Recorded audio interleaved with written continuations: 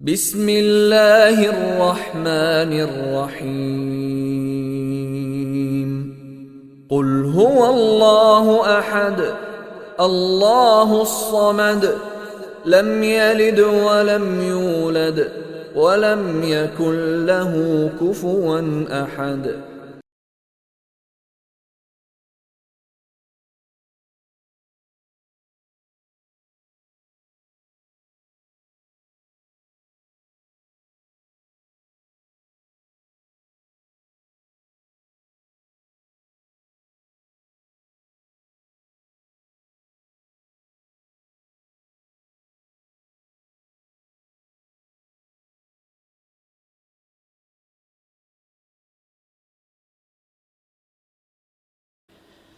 إن الحمد لله نحمده ونستعينه ونستهديه ونستغفره ونعوذ بالله من شرور أنفسنا ومن سيئات أعمالنا من يهد الله فلا مضل له ومن يضلل فلا هادي له ونشهد أن لا إله إلا الله وحده لا شريك له وأن محمدا عبده ورسوله أعوذ بالله من الشيطان الرجيم بسم الله الرحمن الرحيم কুল্লু নাফসিন যায়িকাতুল মাউত।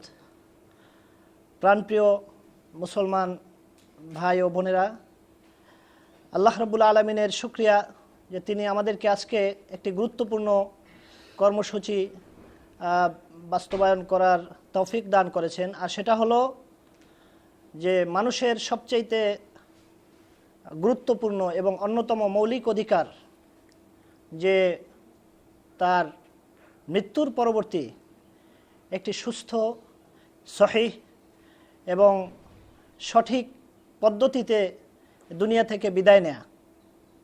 এটা আমি মনে করি যে মানবাধিকারের মধ্যে অন্যতম একটি গুরুত্বপূর্ণ অধিকার। যেমনিভাবে একটি শিশুর অধিকার যে পৃথিবীতে আসার পরে সহিহ পদ্ধতিতে তার আকিকা হওয়া, তারপরে অন্যান্য কর্মসূচি বাস্তবায়িত হওয়া। আর বিশেষভাবে যখন আমাদের মধ্য থেকে আমাদের কোনো ভাই বা বোন মৃত্যুবরণ করেন, তিনি অসহায় হয়ে যান, এ সময় তার কিছুই করার থাকে না। এক্ষেত্রে মুসলিম ভাই এবং বোনেরা সঠিকভাবে সহিহ পদ্ধতিতে তাকে বিদায় জানানো এটা অন্যতম কর্তব্য। সেই ক্ষেত্রে আমি বলবো যে আমরা বাঙালি মুসলমান বা বাংলাদেশি মুসলমান ভাই ও বোনেরা এক্ষেত্রে উদাসীনতার কারণে যে আমাদের অধিকাংশ মৃত্যুর পথযাত্রী যারা পরপারে পাড়ি দিচ্ছেন, তারা ভুল পদ্ধতিতে পৃথিবীতে বিদায় নিতে বাধ্য হচ্ছেন। এক্ষেত্রে তাদের কিছুই করার থাকে না। তো সেক্ষেত্রে আমরা ইনশাআল্লাহ আজকে কোরআন এবং সহিহ সুন্নাহ অনুযায়ী কিভাবে একজন মৃত ব্যক্তিকে পৃথিবী থেকে বিদায় জানাতে হবে এবং আল্লাহর দরবারে তার উপস্থিত হওয়ার জন্য একটি সুন্দর পদ্ধতিতে আমরা কিভাবে তাকে বিদায় জানাবো, এ ব্যাপারে আমরা বিশেষ করে দুইজন নির্ভরযোগ্য শেখ আকরামুজ্জামান বিন আব্দুল সালাম এবং শেখ আব্দুল নূর, ওনারা ইনশাআল্লাহ গুরুত্বপূর্ণ বর্ণনা দেবেন এবং সাথে সাথে বাস্তব কিছু পদ্ধতি ওনারা উপস্থাপন করবেন। এবং এটা এজন্যই গুরুত্বপূর্ণ যে আজকে দেখা যায় যে আমাদের সমাজে ওলামায়ে কেরাম, আমি বলবো যে তাদের একটু উদাসীনতার কারণে তারা এই ব্যাপারগুলোতে খেয়াল করছেন না। সেই ক্ষেত্রে আমাদের যে সমস্ত শায়েখ এই ব্যাপারগুলো গুরুত্বের সাথে খেয়াল করেন এবং জাতিকে সংশোধন করার জন্য দিক নির্দেশনা দান করেন, তাদের মধ্যে অন্যতম শেখ আকরামুজ্জামান বিন আব্দুল সালাম এবং শেখ আব্দুল নূর, তাদের উপস্থিতিতে এই পদ্ধতি প্রদর্শন করা এটা আমাদের জন্য একটা সৌভাগ্য। তো আমরা ইনশাআল্লাহ এখনই এই বিষয়টা উপস্থাপন করার জন্য অনুরোধ করছি আমাদের সম্মানিত শেখ আকরামুজ্জামান বিন আব্দুল সালামকে। ফালিয়াতাফাদ্দাল মাশকুরা। السلام عليكم ورحمة الله وبركاته. إن الحمد لله نحمده ونستعينه ونستغفره ونعوذ بالله من شرور أنفسنا ومن سيئات أعمالنا من يهده الله فلا مضل له ومن يضلل فلا هادي له وأشهد أن لا إله إلا الله وحده لا شريك له وأشهد أن محمدًا عبده ورسوله أما بعد فإن خير الحديث كتاب الله وخير الهدي هدي محمد صلى الله عليه وسلم وشر الأمور محدثاتها وكل محدثة بدعة وكل بدعة ضلالة وكل ضلالة في النار أما بعد فأعوذ بالله من الشيطان الرجيم كل نفس ذائقة الموت وقال النبي صلى الله عليه وسلم أكثروا ذكر حازم اللذات رواه الترمذي وابن ماجه আলহামদুলিল্লাহ আল্লাহ তাবারক ওয়া তাআলার অশেষ প্রশংসা যে আল্লাহ তাবারক ওয়া তাআলা আমাদেরকে ইসলামের একটা গুরুত্বপূর্ণ বিষয় নিয়ে আলোচনার জন্য একত্রিত করেছেন।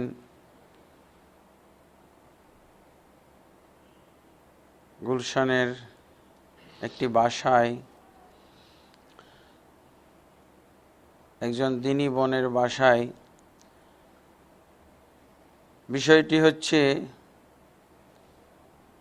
মৃত ব্যক্তি সংশ্লিষ্ট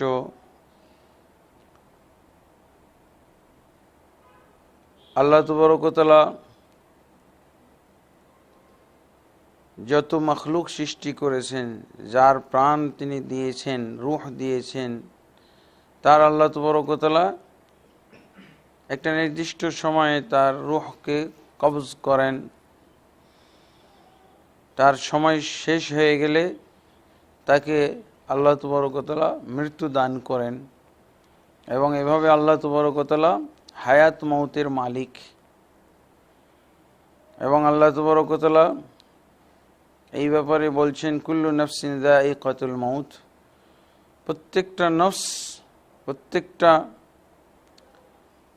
সৃষ্টি, জীবিত সৃষ্টি মৌতের স্বাদ আস্বাদন করবে, মৃত্যুবরণ অবশ্যই সে করবে।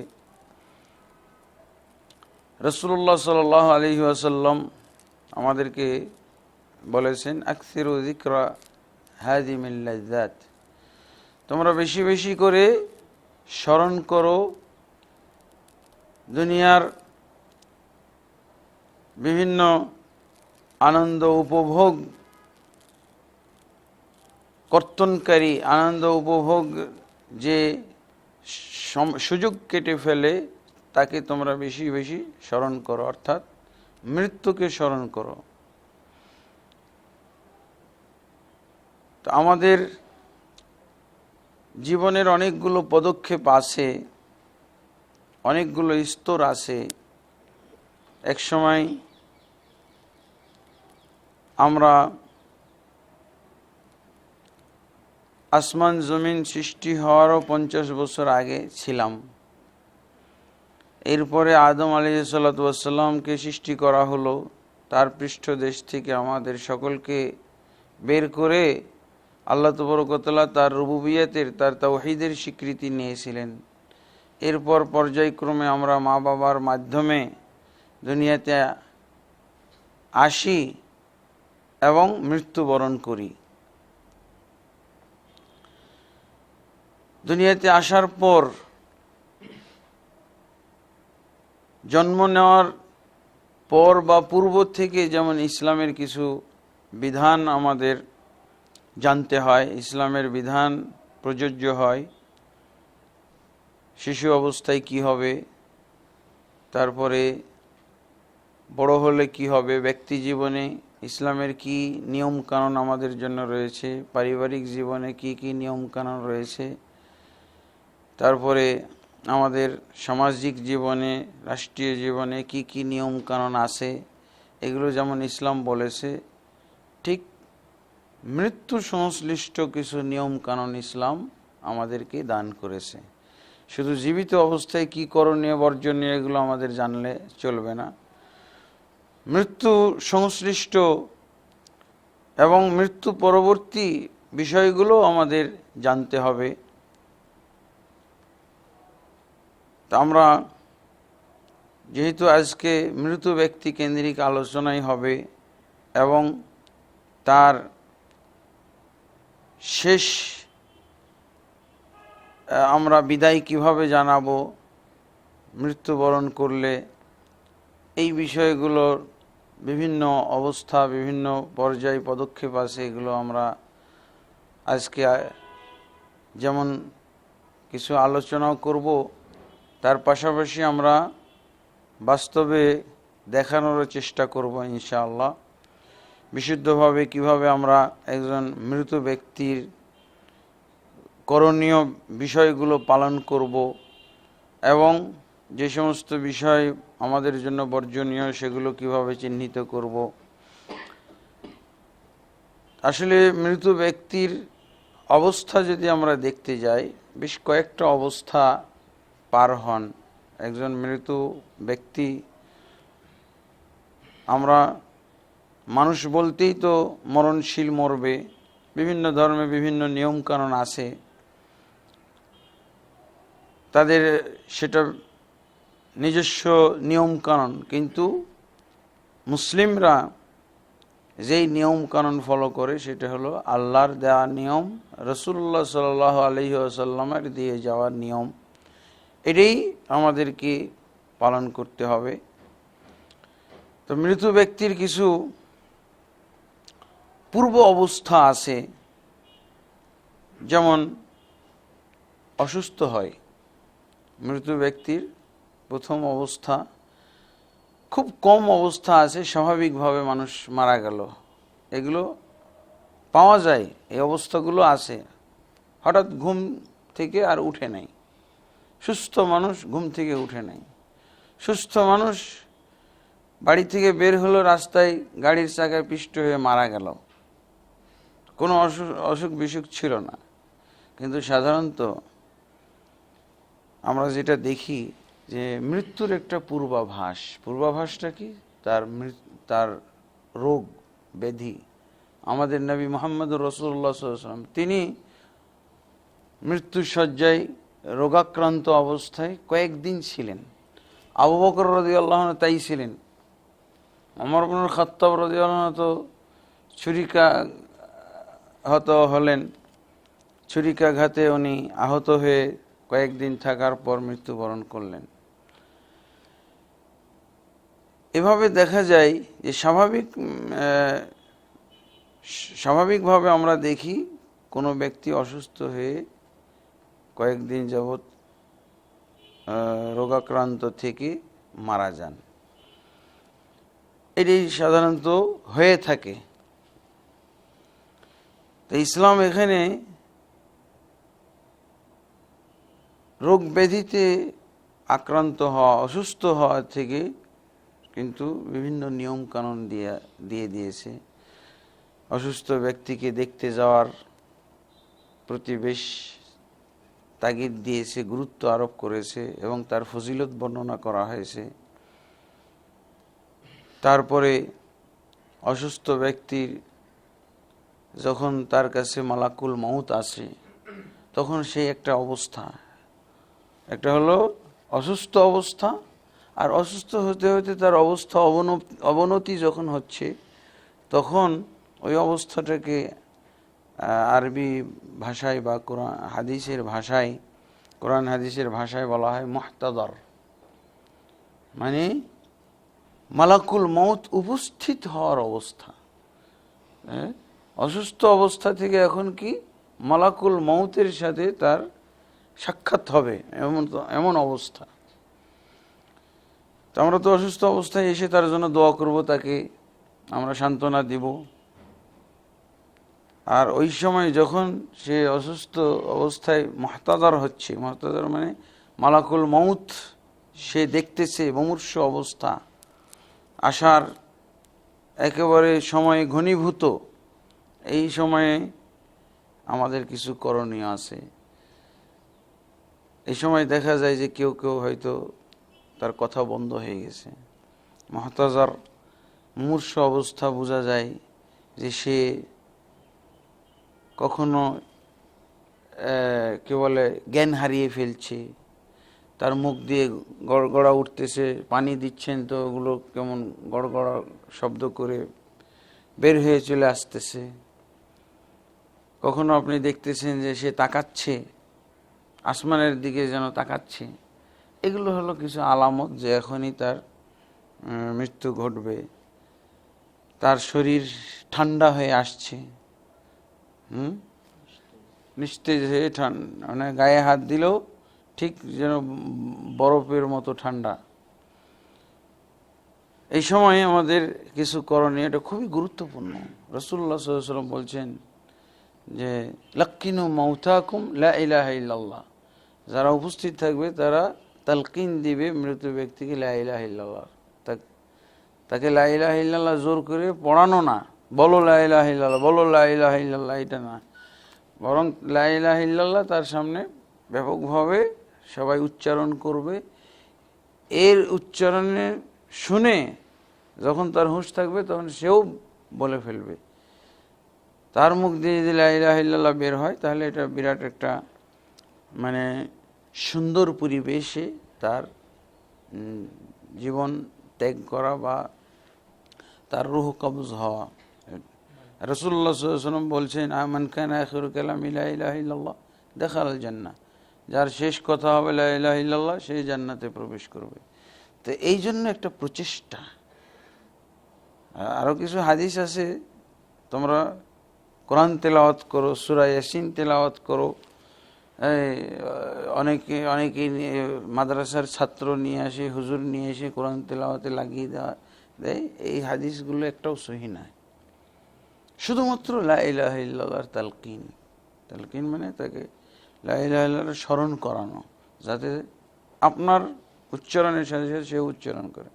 তার মুখ দিয়ে যদি আপনার দেখা দেখি লা ইলাহা ইল্লাল্লাহ বের হয়ে যায়, বিরাট তার জন্য একটা সৌভাগ্যের আমরা আশা করতে পারি। তারপরে ওই ব্যক্তি মৃত্যুবরণ করলে অনেক সময় রুহটা যখন চলে যায় তাহলে তখন রুহটার দিকে তাকাইতে থাকে। আমি একজন ফুল সেন্সলেস রোগীকে জিজ্ঞেস করছিলাম তোমার অবস্থাটা কি হয়েছিল যখন ইঞ্জেকশনটা দিল, ফুল সেন্সলেস। তো সে বলতেছে আমার মনে হচ্ছে যে আমি আকাশে উঠতেছি, আসমানে, আমি আর জমিনে নেই।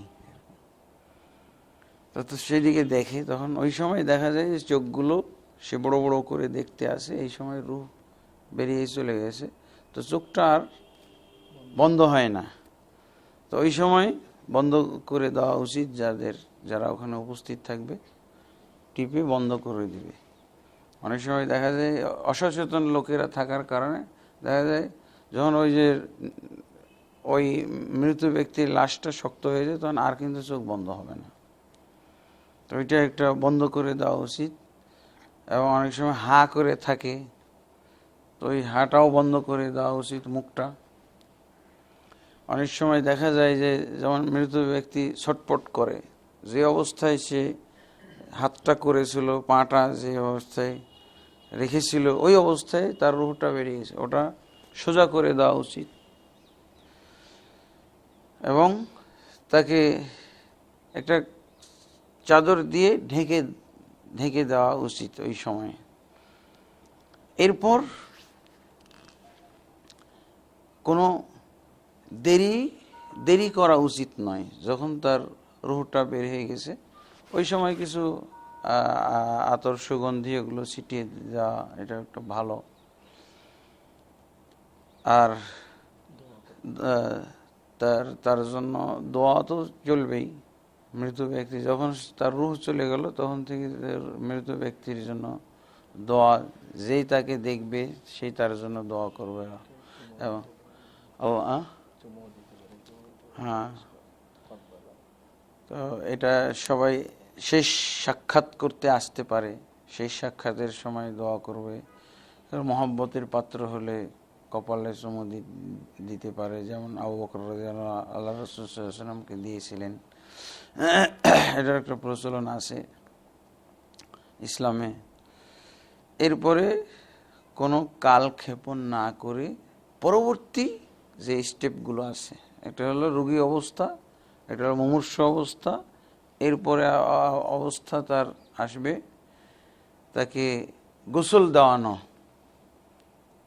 তারপরে কাফন দেওয়ানো, তারপরে জানাজা সালাত আদায় করা, তারপরে সেই জানাজাকে বহন করে কবর পর্যন্ত নিয়ে যাওয়া। আমাদের দেশে তো দেখা যায় যে মৃত্যুবরণ করলে কবর খনন করা হয়, কিন্তু যেখানে কবরস্থানের সিস্টেম আছে কবরস্থানে দাফন করার, সেখানে তো কবর খনন করাই থাকে। তো কবরে নিয়ে যে রাখবে, তারপরে কবরে মাটি দিবে, মাটি দেওয়ার পর তার জন্য একটা সংক্ষিপ্ত দোয়া আছে, সেই দোয়া করে বিদায় হবে। তো এই হলো পদক্ষেপগুলো। তো সর্বপ্রথম তাকে ধোয়ার ব্যবস্থা করতে হবে, গোসল দেওয়া। আমাদের সমাজে যে সংস্কৃতিটা আমরা দেখে থাকি, যে লাশকে কি বলে মর্গে রাখা হয়, ফ্রিজে রাখা হয়, কে আমেরিকা থেকে আসবে, ইউরোপ থেকে আসবে, কে কোথায় আছে, এগুলো আসলে ঠিক না। মৃত ব্যক্তিও কিন্তু যদি সৎ ব্যক্তি হয়ে থাকে, রাসূলুল্লাহ সাল্লাল্লাহু আলাইহি ওয়াসাল্লাম বলছেন যে সে তো আর মৃত্যু, যদিও দুনিয়াবী দৃষ্টিতে সে মৃত্যুবরণ করেছে, দুনিয়ার হায়াত তার শেষ হয়ে গেছে, কিন্তু সে বারজাখী জীবন যে একটা তার আছে। আগে আমরা যেমন অনেকগুলো জীবন ফেলে এসেছি, আসমান জমিন সৃষ্টির 50,000 বছর আগে একটা জীবন ছিল, আদম সৃষ্টির পর একটা আমাদের জীবন ছিল, আবার একটা জীবন আমরা পেয়েছি মায়ের পেটে, আবার মায়ের পেট থেকে বেরিয়ে ঘুমের জীবন আমরা অনেক দেখেছি। এরপরে আবার একটা মৃত্যুর পর জীবন আসতেছে, ওটাও একটা বিরাট জীবন, দীর্ঘ একটা জীবন, সেটাকে বলা হয় বারজাখী জীবন, হায়াত বারজাখিয়া। তো ওখানেও শান্তি বা শাস্তির একটা ব্যবস্থা সেখানে আছে। তো যারা সৎকর্মশীল তারা কিন্তু বলতে থাকে কাদ্দিমুনি কাদ্দিমুনি, তোমরা আমাকে তাড়াতাড়ি পৌঁছাও আমার সুখ শান্তির জায়গায়। আর যদি অসৎ লোক হয়ে থাকে তাহলে তাড়াতাড়ি তার থেকে জীবিত ব্যক্তিরা দায়মুক্ত হয়ে গেল, দুই দিক থেকেই লাভবান। তো এই জন্য তাড়াতাড়ি করা দরকার, কারো অপেক্ষা না করা উচিত। এবং লাশ যেখানে ব্যক্তি যেখানে মৃত্যুবরণ করেছে ওর আশপাশেই কোথাও কবরস্থানে দাফন করা উচিত। এগুলো বহন করে আমেরিকা থেকে বাংলাদেশ, সৌদি আরব থেকে বাংলাদেশ আনা, এগুলো ঠিক না। এতে দেরি করাই হলো, তো প্রক্রিয়ায় অনেক সময় লাগে। এতে করে এই সমস্ত প্রক্রিয়ার মাধ্যমে যেটা দেখা যায় সেটা জীবিতরা কিছুটা উপকৃত হয়, মৃত ব্যক্তির শুধু লস। জীবিতরা কি উপকৃত হয়, শেষবারের মতো তাকে দেখব, এই প্রদর্শনীর কাজটা হয়, কিন্তু ওই লাশ কিন্তু লসের মধ্যে থাকলো। মৃত ব্যক্তিরাই জীবিত ব্যক্তিরাই শুধু উপকৃত হইল, কিছু তার আশাটা মিটাইল, আশাটা পূর্ণ করলো, এইটাই। আর ও তো চাই তাকে তাড়াতাড়ি রাখা হোক কবর। তো এই জন্য কোনো কালক্ষেপণ না করে আমরা তাকে পরবর্তী যে স্টেপগুলো আছে এগুলো তাড়াতাড়ি পার করে তাকে বিদায় জানানো, সেটা হলো গোসল দেওয়া। গোসল দেওয়ানোর নিয়মটা হলো, প্রথমে তো একটা হাদিস আছে যে আল কাবাতু কিবলাতুকুম আহইয়ান ওয়া আমওয়াতা, কাবা হলো তোমাদের কিবলা, জীবিত অবস্থায় মৃত অবস্থায়। এই জন্য অনেকেই মৃত্যুবরণ করার আগে অথবা পরে কিবলার দিকে করে দেয়। হাদিসটা অবশ্য দুর্বল, হাদিসটা আমলযোগ্য নয়। তবে কবরে শোয়ানো কিবলামুখী করে, এটা সহি হাদিস। কবরে যখন শোয়ানো হবে কিবলামুখী করে, সেই দিক থেকে আর কি এই হাদিস আমলযোগ্য। কিন্তু কিবলামুখী করে দিতে, কিবলামুখী করার নিয়মটা হলো পা কিবলার দিকে করতে হবে, মুখটা পূর্ব দিকে, মাথাটা পূর্ব দিকে থাকবে, পাটা পশ্চিম দিকে থাকবে, এইটা হলো কিবলামুখী হওয়া। আমাদের দেশে তো আবার এটা বেয়াদবি ধরা হয়, এটা ইবাদত। কিবলার দিকে পা করা ইবাদতের উদ্দেশ্যে করতে পারেন আপনি, এখানে ইবাদতের সওয়াব কামনা করতে পারেন। সেখানে আমাদের দেশের অবস্থা হলো উল্টা বুঝিল রাম, এরকম অবস্থা। আমরা কিবলার দিকে পা করাকে বিরাট, আর এটার জন্য কোনো দলিল জানতে হয় না, বুঝেছেন। একজন রিক্সাওয়ালা, সাধারণ ক্ষেত মজুর, লেবার আপনাকে সতর্ক করে এই কিবলার দিকে পা করেছে, তো এটা এরপরে তাকে খাটে ওই কিবলার দিকে করার শর্ত নয়, যেভাবে আছে, যেভাবে সম্ভব, যেভাবে সুযোগ হয় ওইভাবেই তাকে শোয়াবে খাটের উপরে। খাটের উপরে শোয়ানোর পর ওই মৃত ব্যক্তিকে যারা গোসল দেওয়া হবে তারা অভিজ্ঞ ব্যক্তি হইতে হবে। এটার একটা সিরিয়াল আছে অবশ্য, কে গোসল দেওয়া হবে এখানে একটা নিয়ম আছে, সিরিয়াল আছে ব্যক্তিদের। 1 নম্বর ব্যক্তি হলো ওসিয়তপ্রাপ্ত ব্যক্তি। মৃত ব্যক্তি যদি কাউকে ওসিয়ত করে যায় থাকে, দেখো আমি মৃত্যুবরণ করলে আমার গোসলটা অমুক দেবে, আমি মৃত্যুবরণ করলে আমার জানাজাটা অমুক পড়াবে, এই ক্ষেত্রে ওই লোক হলো অগ্রাধিকার যোগ্য। যদি ওসিয়তপ্রাপ্ত কেউ না থাকে তাহলে পুরুষ ব্যক্তির গোসল দেওয়া হবে কোনো অভিজ্ঞ পুরুষ ব্যক্তি, অভিজ্ঞ পুরুষ ব্যক্তি। এবং সবচেয়ে অগ্রাধিকার যোগ্য হবে পুরুষ ব্যক্তির যদি স্ত্রী থেকে থাকে, স্ত্রী যদি তার নলেজ থাকে তাহলে সে যদি গোসল দেয় সবচেয়ে ভালো। তার কারণ এখানে তাকে গোসল দেওয়ানোর ব্যাপার, এখন তো সে অন্যের কাছে সে অসহায়, যে সে নড়াচড়া করতে পারবে না, সে নিজে কিছুই করতে পারবে না, তাকে ওই অবস্থায় তার সব কিছু ধোয়াইতে হবে। তো এই জন্য স্বামীর জন্য স্ত্রী সবচেয়ে অ্যাপ্রোপ্রিয়েট ব্যক্তি। যদি সে এই ব্যাপারে জ্ঞান রাখে তো ভালো, আর জ্ঞান নিয়ে নেওয়া যায়, এত কঠিন ব্যাপার না তো, জ্ঞান উপস্থিত নিয়ে নেওয়া যায়, এত শোক তাপ না করে এটা একটা গুরুত্বপূর্ণ কাজ করা যেতে পারে। রাসূলুল্লাহ সাল্লাল্লাহু আলাইহি ওয়াসাল্লাম যদি নারী হয় তাহলে তার স্বামী তাকে গোসল দেওয়া হবে, এটা হলো 1 নম্বর ব্যক্তি। যদি না জানে, সাহস না করে, সেই ক্ষেত্রে অন্য একজন অভিজ্ঞ ব্যক্তি এই কাজে শরীক হইতে পারে, সহযোগিতা করতে পারে। আল্লাহ রসুল সাল্লাল্লাহু আলাইহি ওয়াসাল্লাম আয়েশা রাদিয়াল্লাহু আনহাকে বলছিলেন, সহিহ বুখারীতে হাদিস আছে, আয়েশা তুমি যদি আমার পূর্বে মৃত্যুবরণ করো আমি তোমাকে গোসল দেওয়াবো, আমি তোমার কাফন পরাবো এবং দাফন করব। তাহলে কি বোঝা গেল? এটা এই জন্য এটা নট, কিন্তু আমাদের দেশে একটা খুব অমানবিক ফতোয়া চালু আছে, অত্যন্ত অমানবিক। সেটা কি?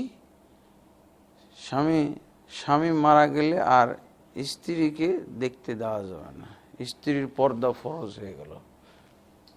এটা একবারে অমানবিক, বেদলিল ফতোয়া, অমানবিক, একেবারে বর্বর ফতোয়া। এটা কিভাবে যে আলেমরা বলে,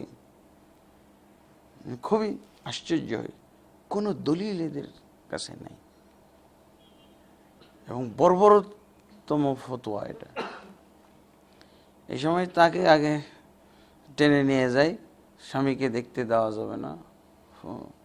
রাসূলুল্লাহ সাল্লাল্লাহু আলাইহি ওয়াসাল্লাম বলছেন কি আয়েশাকে গোসল দেওয়ানোর কথা। আর এদিকে ফাতেমা রাদিয়াল্লাহু আনহা ওসিয়ত করেছিলেন যে আমি যদি মৃত্যুবরণ করি আপনি আমাকে গোসল দেওয়ান। কাকে বলেছেন? আলীকে, আলীর স্বামী না? ফাতেমা ওসিয়ত করতেছেন আমি মৃত্যুবরণ করে আমার গোসল কাফন দাফন আপনি করবেন, এবং তাই করেছিলেন।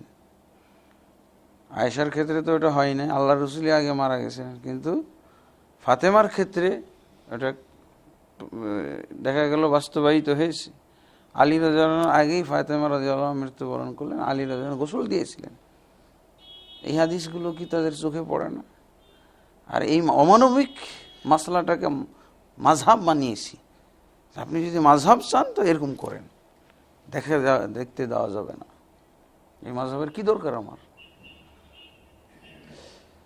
তো এমনিভাবে তাহলে আলী গোসল দেওয়ালেন কাকে? ফাতেমাকে, স্বামী স্ত্রীকে। আর আরেকটা এর ব্যতিক্রম আছে, আবু বকর রাদিয়াল্লাহু আনহু পুরুষ মৃত্যুবরণ করেছেন, তার স্ত্রী আসমা বিনতু উমাইস তাকে গোসল দিয়েছেন। তাহলে কোথায়? আমাদের তো কোনো ফাঁক ফোকরই নেই। কোথার থেকে এই ধর্ম নিয়ে আসলাম আমরা, যে স্বামী স্ত্রী বিচ্ছিন্ন হয়ে গেল, তালাক হয়ে গেল? অথচ কোরআন মাজিদে আল্লাহ তাবারক ওয়া তাআলা বলছেন যে যারা জান্নাতি মৃত্যুবরণ করবে, আল্লাহ তাবারক ওয়া তাআলা তাদেরকে বলবে তোমরা তোমাদের স্ত্রীদেরকে নিয়ে জান্নাতে যাও। তো কবে বিচ্ছিন্ন হইল? আল্লাহ বলছেন তোমরা তোমাদের স্ত্রী, স্বামী স্ত্রী সহ জান্নাতে যাও। কারণ স্বামী স্ত্রী উভয়ই তারা নেককার হয়েছে, স্বামী স্ত্রী নেককার, উভয়কে আল্লাহ সম্বোধন করে বলছেন উদখুলুল জান্নাতা আনতুম ওয়া আজওয়াজুকুম তুহবারুন। সূরা আজ-যুখরুফের 70 নম্বর আয়াত। আল্লাহ পরকালে বলবেন জান্নাতি পুরুষদেরকে, জান্নাতি ব্যক্তিদেরকে উদখুলুল জান্নাতা, তোমরা জান্নাতে প্রবেশ করো, আনতুম তোমরা নিজেরা, ওয়া আজওয়াজুকুম এবং তোমাদের স্ত্রীরা, স্ত্রী সহ। তো কবে তালাক হয়ে গেল? দুনিয়াতে জীবিত অবস্থায় স্ত্রী, মরার পরও স্ত্রী, জান্নাতে যাচ্ছে স্ত্রী, তো কিভাবে বিচ্ছিন্ন হয়ে গেল?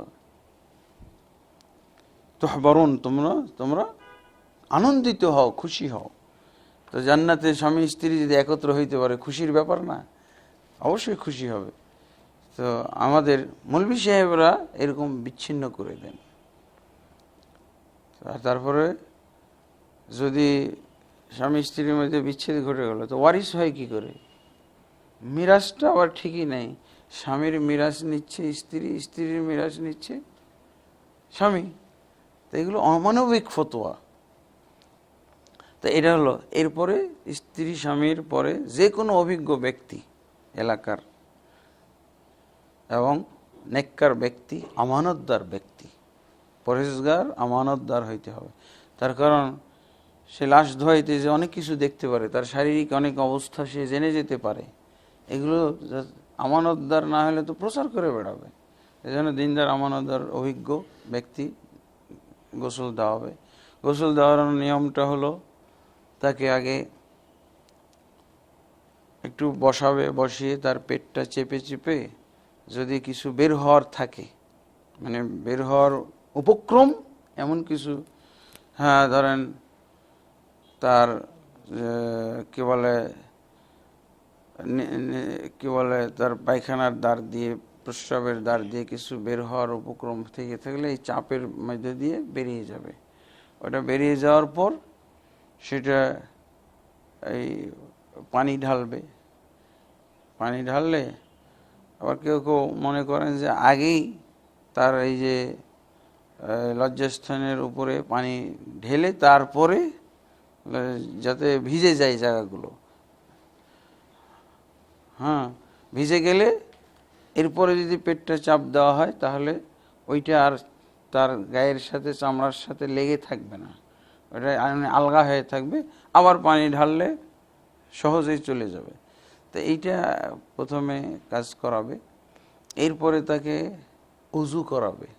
উজু করানো যেভাবে সালাতের জন্য উজু করা হয়।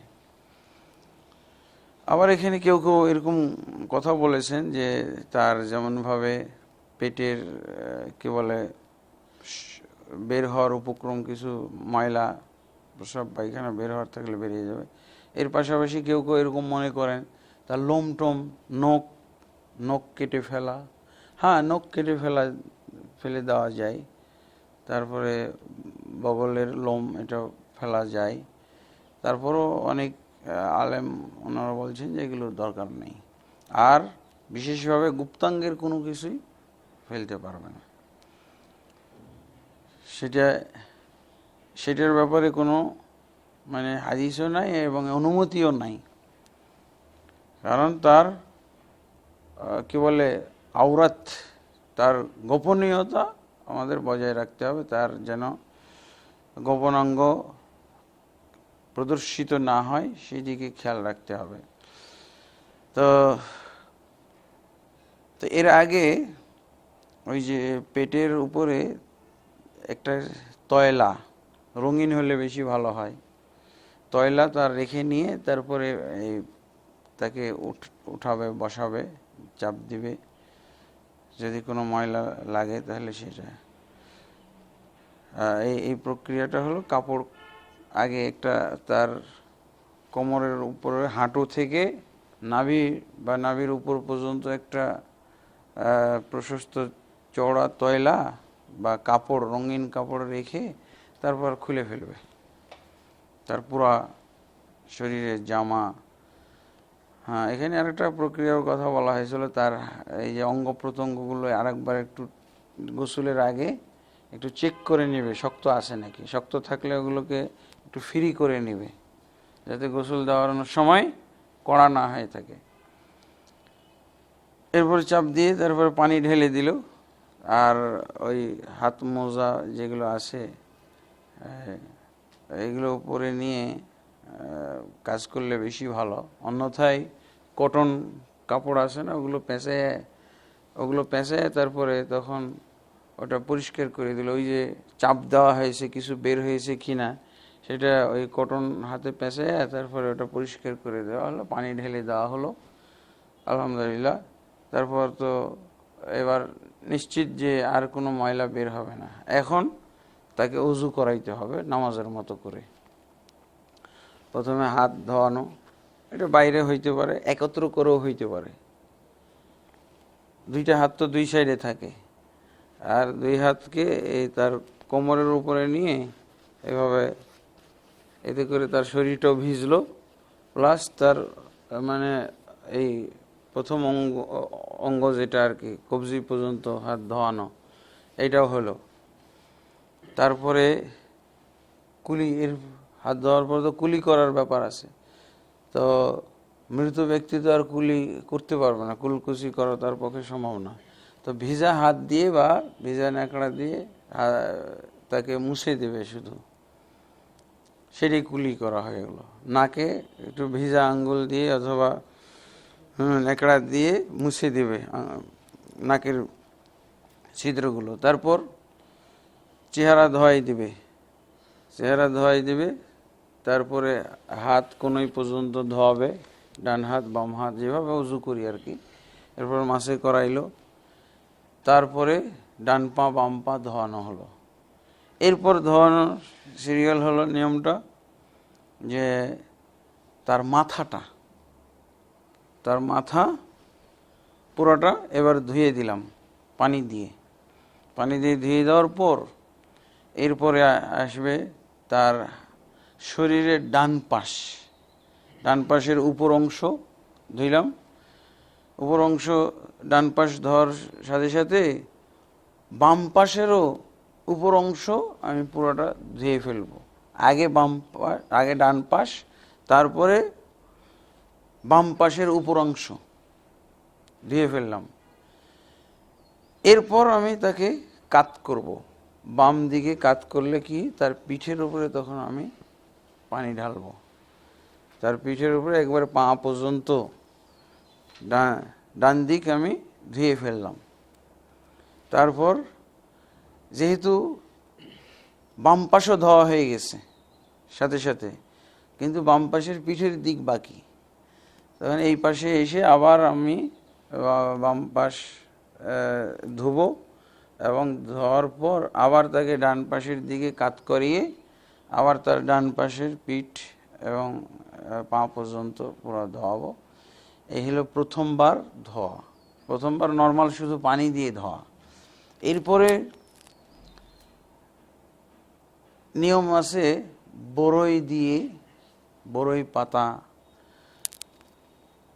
পাতা দিয়ে পানির সাথে মিলিয়ে ধোয়া, এই পানি দিয়ে ধোয়ানো।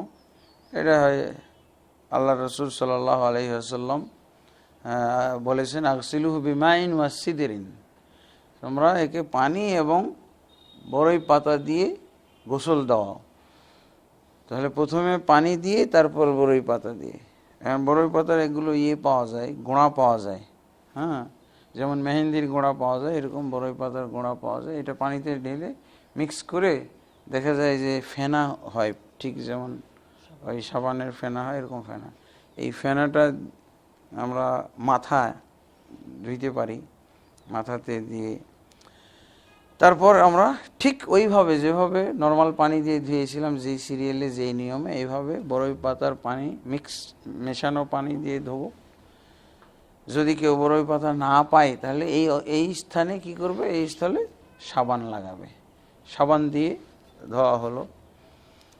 তো সাবান লাগিয়ে এইভাবেই সে ডান দিক আগে, তারপরে পিঠ, তারপরে বাম সাইডের পিঠ, এভাবে ধোবে। অবশ্য ধোয়ানোর জন্য একাধিক লোক, মানে যিনি ধোয়াবেন উনি নির্বাচন করে নেবেন কাকে নিলে সুবিধা হবে।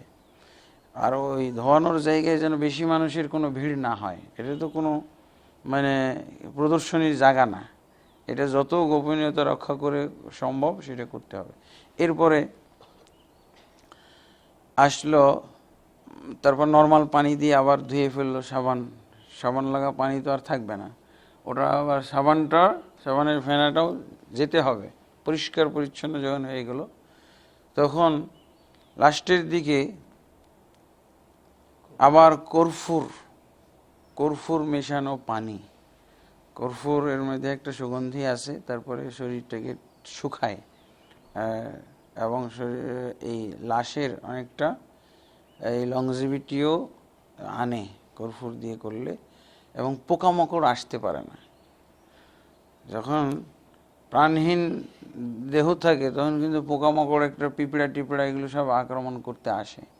তো এগুলো আর বসবে না। এমনকি কবরও অনেক দিন পর্যন্ত পোকামাকড় ধরে না, এই কর্ফুর এটা একটা হিকমত। তারপর সুগন্ধির একটা ব্যাপার তো আছে, সুগন্ধিও ছড়াই, এবং ওই লাশটার একটা মানে সংরক্ষণেরও ব্যাপার আছে। এই জন্য কর্ফুরটা বেশি গুরুত্ব দেওয়া হয়েছে। এই যে আলুফি আখিরিহি কাফুরান, আল্লাহ রাসূল সাল্লাল্লাহু আলাইহি ওয়াসাল্লাম বলছেন তার শেষে তোমরা কর্ফুর লাগাও, কর্ফুর মিশ্রিত পানি ধৌত করো। তো এভাবে ধৌত যখন করা হয়ে গেল, তখন ওই যে আমরা কোমরের উপরে একটা কাপড় রাখছিলাম, তয়লা, হয়তো এই রঙিন তয়লা হইতে পারে, কাপড় হইতে পারে, এই কাপড়টা থাকা অবস্থায় আরেকটা হয়তো একটু ন্যাংড়ানো যাইতে পারে, পানিগুলো যতটুক একাই ঝরে পড়ে শরীর থেকে ততটুকু অপেক্ষাও করতে পারি। অন্যথায় কোনো অপেক্ষা না করে ধোয়া শেষ, আমি ওই আরেকটা শুকনো তয়লা দিয়ে, যেই তয়লা দিয়ে ঢেকেছিলাম তার কাপড় সরানোর পর, এই শুকনো তয়লা দিয়ে আবার তার শরীরটা পুরা মুছে দিলাম। মুছে দেওয়ার সময় ওই তয়লার নিচ দিয়ে আমার ওই গোপন অংশটাও মুছে ফেললাম। এরপরে আসবে তাকে আরেকটা খাটে তাকে কাফন পরানোর পর্ব আসবে। কাফন পরানোর ক্ষেত্রে কাফনের কাপড় কয়টা লাগবে এটা একটা ব্যাপার। কাফনের কাপড় 3টা, 2টা, 1টা পুরুষের ক্ষেত্রে, এরকম অবস্থা বিশেষে। যদি আমার অবস্থা ভালো থাকে, আমি যা প্রয়োজন তা দিতে পারবো কাফনে, তাহলে 3টা পুরুষের ক্ষেত্রে। সহিহ হাদিস অনুযায়ী মহিলার ক্ষেত্রেও 3টা যথেষ্ট। এই কাপড়গুলোর বিভিন্ন নাম আমরা বলে থাকি, ইজার হাদিসের ভাষায়, তারপরে কামিজ, লিফাফা। ইজার বলে লুঙ্গি, আর লিফাফা হলো পুরা কি বলে কভার, সোজা কথা কভার। আর কামিজ হলো কি বলে জামা। তো এই 3টা কাপড় সহিহ হাদিস অনুযায়ী পুরুষের জন্য যথেষ্ট, মহিলার জন্য যথেষ্ট। তার অর্থ পুরুষকে যেভাবে কাফন দেওয়া হবে মহিলাকে ওইভাবে দেওয়া যাবে, মানে সোজা কথা তার পুরা শরীরটা ঢেকে ফেলা, তার 3 স্তরের কাপড় ব্যবহার করা, তাকে ঢাকতে 3 স্তরের কাপড় ব্যবহার করা হচ্ছে। এই একটা দিয়ে জড়াই দিলাম, আবার আরেকটা দিয়ে জড়াই দিলাম, আবার আরেকটা দিয়ে জড়াই দিলাম, কারণ এটা নিয়ম হলো ডান দিক থেকে জড়ানো হবে, আবার বাম দিক ডান দিকে ফেলবো, এইভাবে। এই হলো, এটা একটা জটিল কিছু না, খালি কাপড়, 3টা কাপড় দিয়ে বাস তাকে পুরো শরীর জড়াই দেওয়া, মুড়িয়ে ফেলা, এটাই হলো কাফন। কাফন আবু বকর রাদিয়াল্লাহু বলছেন যে আমার এই 2টা কাপড় তোমরা পরিষ্কার রাখো, এই 2 কাপড় আমাকে কাফন দিও। আবু বকর রাদিয়াল্লাহু বলছিলেন যখন তিনি মৃত্যু রোগে আক্রান্ত, মৃত্যু শয্যায় যখন আসেন, তিনি বললেন এই 2 কাপড়ে আমাকে তোমরা কাফন দিও। তাহলে এই 2 কাপড়ই যথেষ্ট। হ্যাঁ, যাই হোক, তা উনি একটা তালিক করছেন, যদি হজ পালন করা অবস্থায় মুহরিম ব্যক্তি মৃত্যুবরণ করে তাহলে তার চেহারা ঢাকা যাবে না, অন্যথায় বাকি সবার চেহারা মানে পুরা মাথা চেহারা সহ আবৃতকারী 3টা কাপড় ব্যবহার করবেন। এই জামা টামা বলা হয়েছে, এই জামারও আপনার বানানোর দরকার নেই, এই যে এখানে জামা বানানো আছে, বাস প্লেন 3টা কাপড়, চাদর, এই চাদরগুলো 3টে একসাথে আমি বিছাই দিলাম, 3টে একসাথে বিছাই দিলাম, এবং 3টা কাপড়ের নিচে বেল্ট, যে বেল্ট দিয়ে বাঁধা হবে, এই বেল্টগুলো আগে বিছাই নিতে পারে। এটা 7টা হইতে পারে, 5টা হইতে পারে, 3টা হইতে পারে, 3টা হইতে পারে। কাপড় যদি দেখা যায় অনেক বড় হয়ে গেছে, তখন হয়তো বেশি লাগবে, 5টা। কি করবেন, কাপড় মাথার দিকে জড়ায় দেখলেন এতটুক ঝুলতেছে, ওইটাকে চেহারার উপরে ভাঁজ করে ফেলে একটা তো মাথার উপরে বেঁধেছেন, আর একটা ওই কাপড়টা সহ বাদ দিলেন।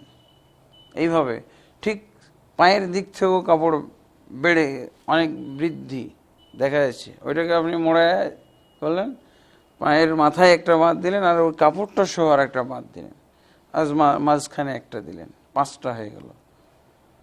আর যদি 7টা হয় তাহলে এখানে আরও 2টা বাড়বে। তো এইভাবে আর কি। তো আমাদের দেশে সাধারণত খুব কায়দা করে কাপড় কাটে, তো ওই 3টা বান্ধনই হয়ে যায়, 3টা বেল্ট।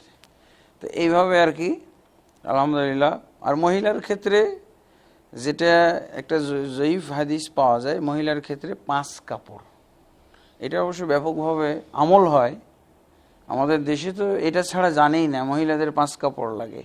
তা 5 কাপড়ের মধ্যে একটা হলো ওই কভার, সব নিচে যেটা থাকে, তারপরে একটা হলো এই কুর্তা বা জামা, আর একটা হলো ওড়না, আর একটা হলো ইজার, হ্যাঁ, আর 2টা কভার হবে 2টা, মহিলার ক্ষেত্রে 2টা কভার, তারপরে একটা ওড়না, একটা জামা। ওড়না বলতে মাথা পর্যন্ত বিছিয়ে দিবে, তার নিচে ওইটাই পেঁচিয়ে দিল।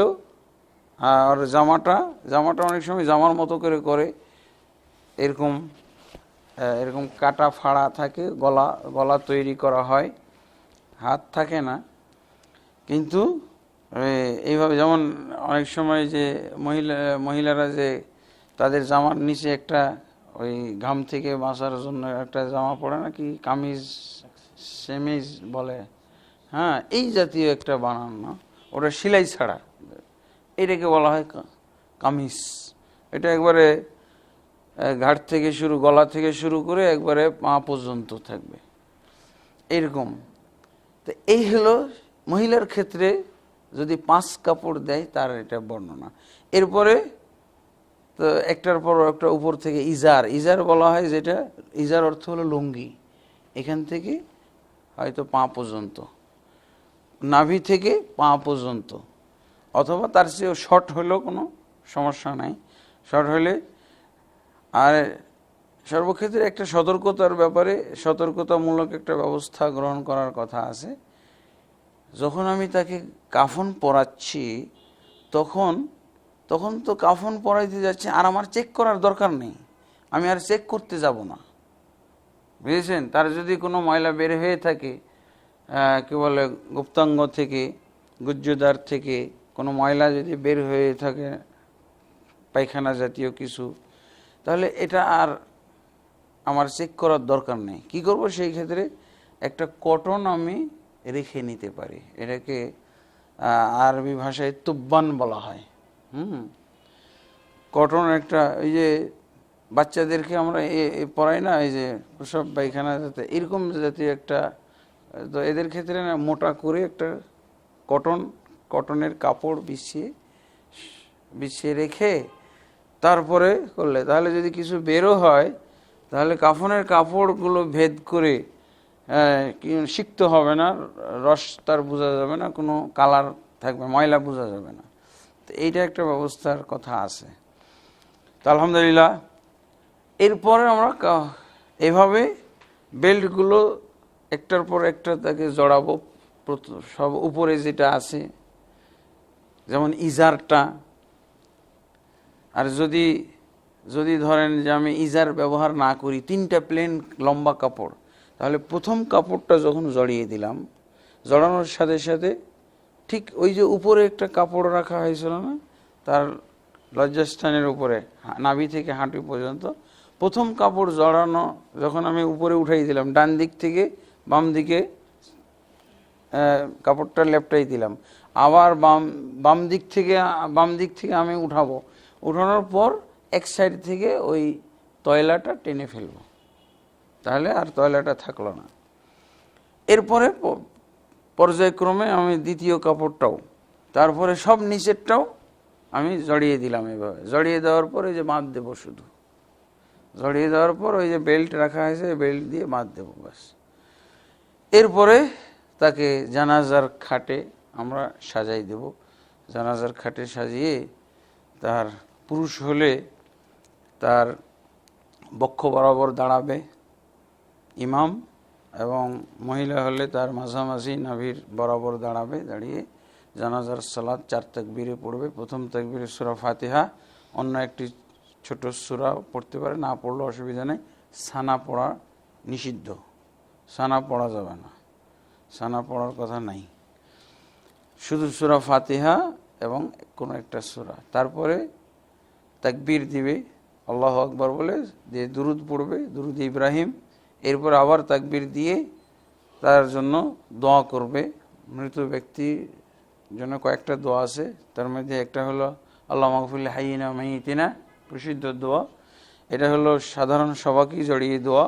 আর একটা বিশেষ দোয়া আছে আল্লাহ মাগফির লাহু ওয়ারহামহু ওয়াআফিহি, কিন্তু আমাদের সমাজে মাইয়েতের জন্য বিশেষ দোয়াটা পড়া হয় না, এটা কিন্তু খুবই অশোভনীয় কাজ। মৃত ব্যক্তির জন্য হচ্ছে, অথচ মৃত ব্যক্তির বিশেষ দোয়াটাই পড়া হয় না। তো এটা আমরা পড়তে হয়। এরপরে তারপরে আবার তাকবীর দিয়ে সালাম, এক সালাম দেওয়া যথেষ্ট, কিন্তু কেউ যদি 2 সালামও দেয় কোনো সমস্যা নাই, দিতে পারে। এরপরে তার খাট আমরা উঠিয়ে নিয়ে কবরের কাছে নিয়ে যাব ডাইরেক্ট, এর মধ্যে কোনো 40 কদম হাঁটাহাঁটি নেই, এক গতিতে যখন উঠাইলাম তখন এটা নিয়ে যাব। পর্যায়ক্রমে হয়তো যারা বহন করছে খাট, বহনকারীরা বদল হইতে পারে এবং বদল সওয়াবের জন্য বদল করতে পারে। কবরে নিয়ে যে ডান দিক থেকে আমরা সেই লাশটাকে কবরে শোয়াবো, এবং কিবলামুখী করে শোয়ানোর নিয়ম। ডান কাত এমনভাবে শোয়াইতে হবে যাতে ডান কাত হয়, কিবলামুখী হয়। আমরা কিভাবে শুই ডান কাতে, এইভাবে, আর কিবলামুখী করতে হবে। তো এই জন্য কবরটা ওই কায়দায় খনন করাটা ভালো। আলহামদুলিল্লাহ, এরপর ওই ব্যক্তিকে আমরা ওই বাঁশ দিয়ে হোক, বিছু দিয়ে কবরের উপর ঢেকে দিয়ে তারপর মাটি ঢেলে দিলাম, 3 অঞ্জলি মাটি। তা এতে আমাদের বিসমিল্লাহ বলে আমরা শুরু করব। রাখার সময় বিসমিল্লাহ আলা মিল্লাতি রাসূলিল্লাহ বলবো, আর মাটি দেওয়ার সময় বিসমিল্লাহ, শুধু বিসমিল্লাহ বলে মাটি দেওয়া শুরু করব।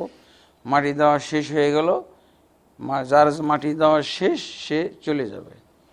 যেমনভাবে মসজিদে নামাজ শেষ, যার সালাত শেষ হয়ে গেছে ও বেরিয়ে যাচ্ছে, আল্লাহ মফতালি আবু আবার রহমাতিকা বলে, আল্লাহ আসালুকান ফজলিকা বলে যেমন বেরিয়ে যাচ্ছে, যার যার নামাজ শেষ হয়ে গেছে ও বেরিয়ে যাচ্ছে, যার যার দাফন শেষ হয়ে গেছে ও বেরিয়ে যাবে। আল্লাহ মাগফিরলাহু ওয়া সাব্বিতহু, এই দোয়া পড়ে এই দোয়াটা পড়বে, যার মাটি দেওয়া হয়ে গেছে ও দোয়া পড়বে আর চলে যাবে, দোয়া পড়বে আর চলে যাবে। মাটি দেওয়া শেষ, লোকও শেষ। আবার ওখানে কোনো হুজুর থাকতে পারবে না। এই সময়ও তালকিন দেওয়া হয়। কি বলে তালকিন দেয়? মান রব্বুক, কুল রব্বি আল্লাহ, এগুলো বেদাত। জি, তো আলহামদুলিল্লাহ আমরা ইনশাআল্লাহ থিওরিক্যালি আলোচনা আমরা করলাম মোটামুটি। এরপর আমরা প্র্যাকটিক্যালি ইনশাআল্লাহ এখন দেখানোর চেষ্টা করব গোসলটা বিশেষভাবে সবচেয়ে এর মধ্যে গুরুত্বপূর্ণ পার্ট, যেটা আমাদের জানি না বলি, পারি না বলি, এই পার্ট দুটো আমরা একটু বাস্তবে দেখানোর চেষ্টা করব ইনশাআল্লাহ। এক্ষুনি আমরা এর জন্য তৈরি হচ্ছি, আপনাদের মনোযোগ আকর্ষণ করছি। আপনারা এই টেবিলের দিকে দেখতে থাকুন। আমরা গোসল কিভাবে দেওয়ানো হয়, আমাদের সামনে তো এই মুহূর্তে কোনো মৃত ব্যক্তি সামনে আনি নাই, তা আমরা কোনো এক ভাইকে শোয়ে আমরা এই কাজটা আপনাদেরকে দেখাবো, প্রদর্শন করব ইনশাআল্লাহ। তো এর জন্য আপনারা প্রস্তুত হন দেখার জন্য। আল্লাহ আমাদের সকলকেই আজকে যে আলোচনা শুনলাম, এই আলোচনাগুলো আমল করার তৌফিক দান করুন, এবং আমরা যা এখন সামনে প্রদর্শন করতেছি এই প্রদর্শন অনুযায়ী আমাদেরকে শিক্ষা গ্রহণের আল্লাহ তাবারক ওয়া তাআলা তৌফিক দান করুন। আল্লাহুম্মা আমিন। আসসালামু আলাইকুম ওয়া রাহমাতুল্লাহি ওয়া বারাকাতুহু। আসসালামু আলাইকুম ওয়া রাহমাতুল্লাহি ওয়া বারাকাতুহু। সম্মানিত মুসলিম দর্শক ভাই ও বোনেরা, আমরা আপনাদের সামনে জানাজা মৃত ব্যক্তি সংক্রান্ত আলোচনা করেছি। এখন আমরা বাস্তবে আপনাদেরকে মৃত ব্যক্তির বিদায়ের পূর্ব মুহূর্তে কি করণীয় সেগুলো আমরা দেখাইতে যাচ্ছি। এই মুহূর্তে আমরা একজনকে আমাদের সামনে রেখেছি। মৃত ব্যক্তির স্থানে আমরা পর্যায়ক্রমে আপনাদেরকে এখন কোরআন সুন্নাহর দৃষ্টিতে কিভাবে তাকে গোসল দেওয়াইতে হয় সেই বিষয়টা উপস্থাপন করছি। আর এটা বাস্তবে প্র্যাকটিক্যালি বাস্তবায়ন করে দেখাবেন। আমার সাথে দুইজন সহযোগী আছেন, হাফেজ আব্দুল মতিন, আর এদিকে সম্মানিত ভাই আব্দুল নূর মাদানী। ওনারা দুইজন আমার সহযোগিতায় আছেন আমার সাথে। আমি যেভাবে তাদেরকে একটার পর একটা কাজ করতে হবে সেগুলো বাতলে দেব, তারা এভাবে করবে। আমাদের সামনে কিছু এর জন্য প্রয়োজনীয় বিষয়, প্রয়োজনীয় আইটেম উপস্থিত রেখেছি। সামনে পানির বালতি, মগ, এখানে আমরা নর্মাল পানি এবং তার সাথে বরই পাতার গুঁড়া মিশ্রিত অথবা তার পরিবর্তে সাবানের ব্যবস্থা রেখেছি, কর্পূর। আলহামদুলিল্লাহ, আমরা যে সমস্ত জিনিস প্রয়োজন মৃত ব্যক্তিকে গোসল দেওয়ানোর জন্য, প্রথমে সাদা পানি, তার সাথে থাকবে বরই পাতা অথবা তার পরিবর্তে যদি বরই পাতা পাওয়া সম্ভব না হয় তাহলে তার পরিবর্তে সাবান ব্যবহার করা যেতে পারে। এবং লাস্টে কর্পূর, যেখানে কর্পূর মিশ্রিত পানি, এই কর্পূর মিশ্রিত পানি দিয়ে ধোয়ানো হবে। তারপরে ধোয়ানোর পর সুগন্ধি মাখানো হবে। এরপরে ইনশাআল্লাহ আমরা বাকি জিনিস আপনাদের সামনে দেখাবো। তো পর্যায়ক্রমে দেখাচ্ছে কিভাবে আমরা মৃত ব্যক্তির কাপড় খুলতে পারি, তার নর্মাল পোশাক, যেহেতু তাকে গোসল দেওয়ানো হবে, তাকে মাইয়িতের কাপড় পরানো হবে,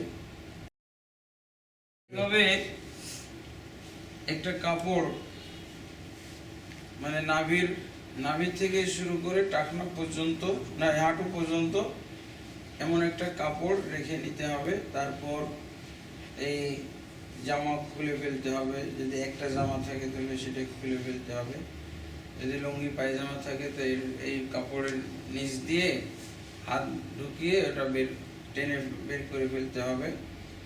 এরপরে সে প্রস্তুত হয়ে গেল গোসলের জন্য। তো তারপরে প্রথম কাজ হলো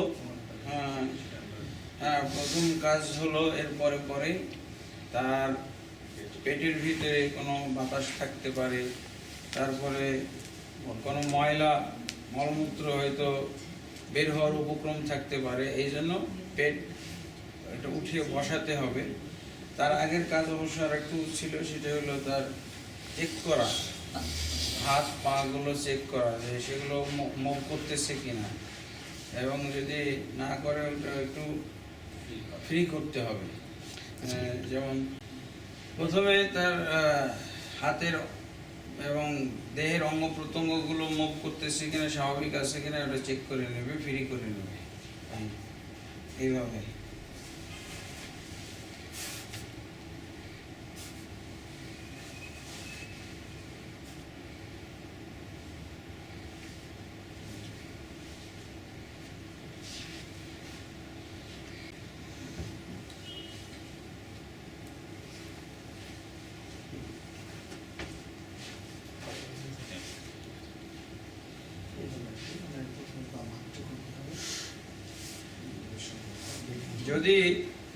যদি খোলা সম্ভব না হয় মৃত ব্যক্তির ক্ষেত্রে, তখন ওটা কেঁচি দিয়ে কেটে ফেলতে হয়।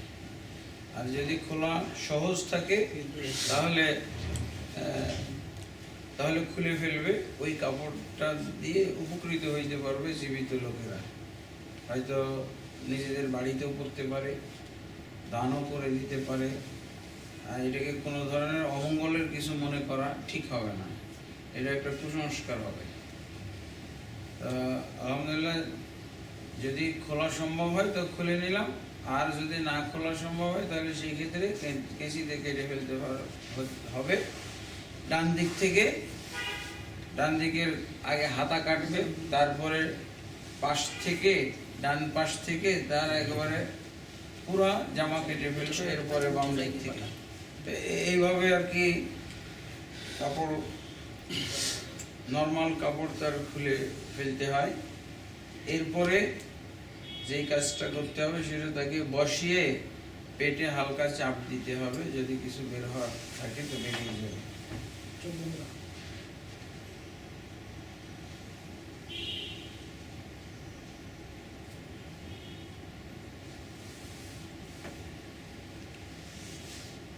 এরপরে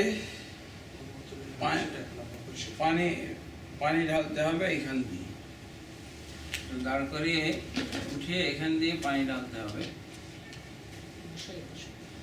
এভাবে পানি ঢাললো, ঢালার পর ওই যে ন্যাকড়া পেঁচিয়ে, কটনের ন্যাকড়া পেঁচে ছিল তো, ওগুলোই কটনের ন্যাকড়া পেঁচিয়ে তয়লার নিচ দিয়ে হাত দিয়ে ওই ময়লা যেগুলো ভিজা কাপড়, ওই ভিজা ন্যাকড়া দিয়ে পরিষ্কার করে নেবে। জি, তল দিয়ে হাত দিয়ে সাইড দিয়ে।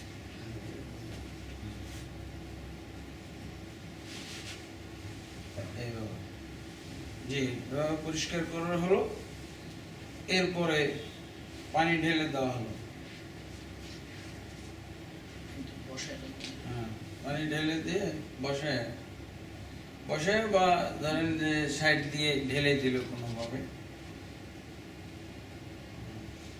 জি, এরপর এখন মোটামুটি সে অজুর জন্য প্রস্তুত। অজু তো ময়লা থাকলে অজু করাও হবে না, অজু করে পবিত্র হবে না। যদি মলমূত্র দুই গুপ্তাঙ্গ থেকে কোনো কিছু বের হয় এই অবস্থায় অজু করানো যাবে না।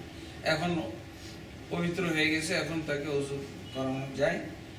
সে অজু ঠিক সালাতের জন্য, নামাজের জন্য যেভাবে অজু করি ওইভাবে তাকে অজু করাইতে হবে। অজু করানোর নিয়মটা, তার উপরে হাত এভাবে রেখে এভাবে পানি ঢেলে কবজি পর্যন্ত তাকে অজু করানো হবে।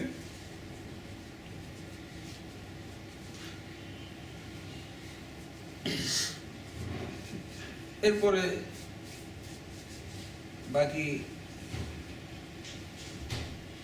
বাকি কাজগুলো অজুর কুলি করানো। যেহেতু মৃত ব্যক্তি, সে মুখে পানি নিতে পারবে না, পানি ফেলতে পারবে না, পানি বরং ঢুকাইলে হয়তো তার আরো অসুবিধা হইতে পারে। এই ক্ষেত্রে পানি ভিজিয়ে তার মুখটা, দাঁতটা, ঠোঁটটা একটু ধুয়ে ফেলা। এমনিভাবে নাক ওই ভিজা কাপড় দিয়েই নাকটা পরিষ্কার। তার এবার অজু মানে কুলি করা হয়ে গেল, নাকে পানীয় ব্যবহার হয়ে গেল, এবার মুখ ধোয়ানো হবে।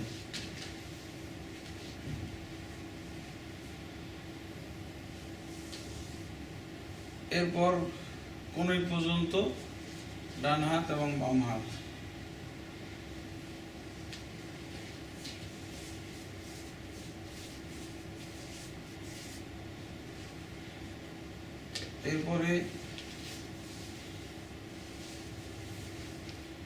এরপরে মাসে করানো মাথা এবং কান।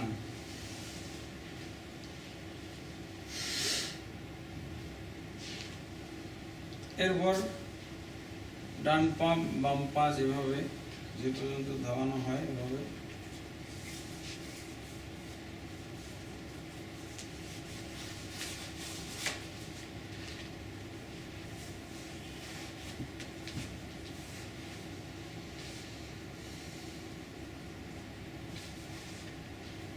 ওযু করানো শেষ।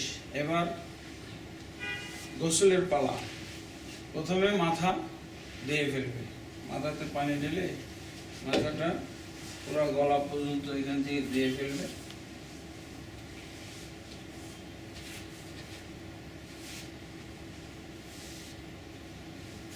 এরপর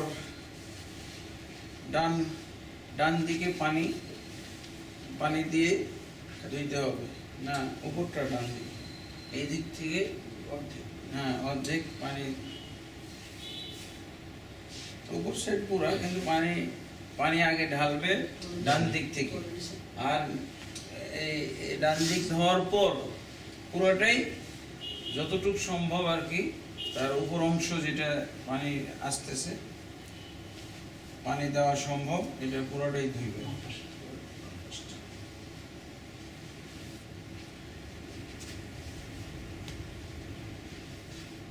এরপর তাকে কাত করানো হবে।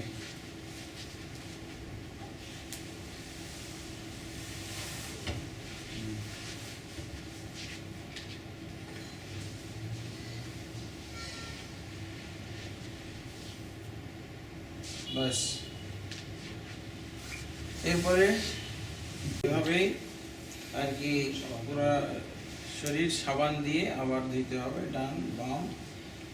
এরপরে লাস্টে এই যে কর্ফুর মিশানো পানি, এটা দিয়ে ঠিক যেভাবে আগে দুইবার ধোয়া হয়েছে এইভাবে পুরো শরীর আবার ধোয়ানো হবে। এই তয়লা ধোয়ানোর পর এই তয়লা থাকা অবস্থায় শরীর মুছিয়ে দেওয়ার জন্য আরেকটা তয়লা ব্যবহার করতে হবে। যেমন শরীরটা মুছিয়ে দেওয়া হলো।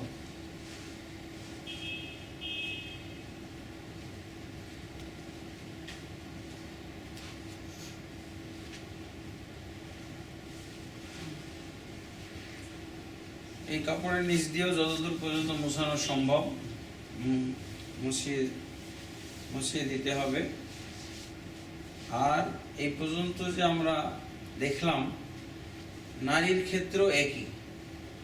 যেহেতু নারীদের গোসল দেওয়া হবে নারীরাই, এই জন্য একই নিয়ম, নারীদের ক্ষেত্রেও এই একই নিয়মই হবে, তাদেরও এই অংশটাই ঢেকে দেওয়া হবে। এরপরে তার গোসল দেওয়ানো হবে একই নিয়মে, তারপরে মুছে নেওয়া হবে। এরপরে আসবে কাফন পরানোর পালা। পুরুষের ক্ষেত্রে কাফন আমরা 3টা বলেছিলাম, যেহেতু বর্তমান যুগে 3টা সবারই মোটামুটি সামর্থ্য আছে। মাথা কোথায় থাকবে? মাথার এই পাশে।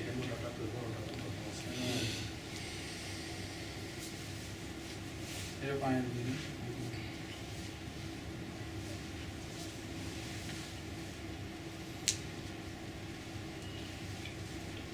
মাথা ওই পাশে হবে।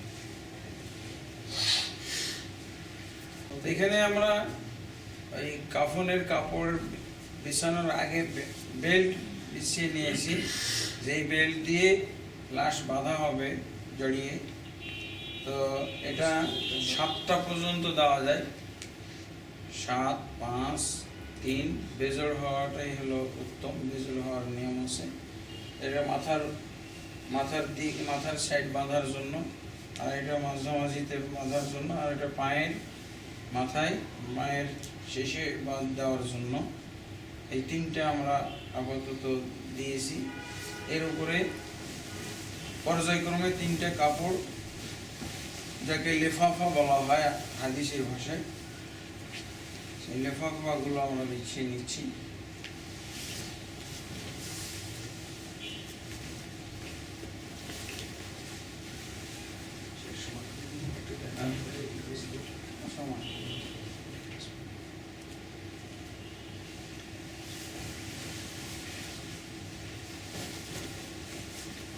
এরকম একটু ছোট আছে,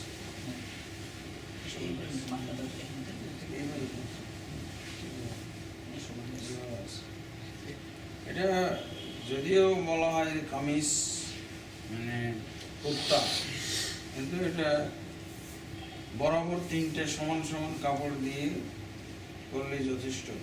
এটা জামাও বানানোর কোনো শর্ত নাই। এরপর আমরা এখানে লাশ এনে শোয়াই দেব, এবং কিভাবে লাশকে কাপড়ের সাথে কাফনের কাপড়ে জড়ানো হয় এইটা আমরা এখন আপনাদেরকে দেখাচ্ছি। এখন আমাদের সামনে লাশ এসে গেছে, আমরা লাশকে কাফন পরাবো। কাফন পরানোর আগে হাদিসের ভিতরে আছে তাকে আতর বা সুগন্ধি দেওয়া, এবং সুগন্ধি দেওয়ার নিয়ম হলো 7টি জায়গায়, যে সমস্ত জায়গায় উপরে সেজদা সালাত পড়তো, সেজদা করতো, যেই 7টি জায়গায়, এই 7টি জায়গায় আতর বা সুগন্ধি লাগানো।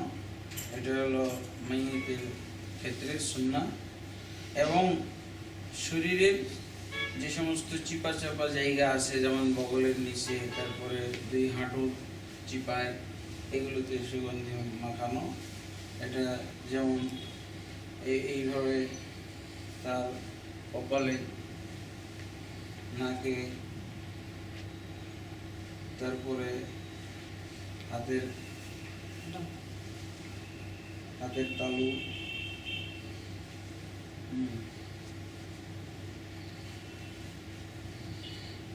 তারপরে 2 পায়ের আঙ্গুলের মাথায়,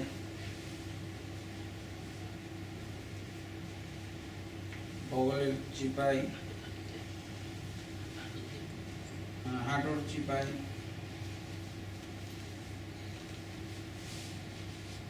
হাঁটুতে এবং হাঁটুর চিপাতে।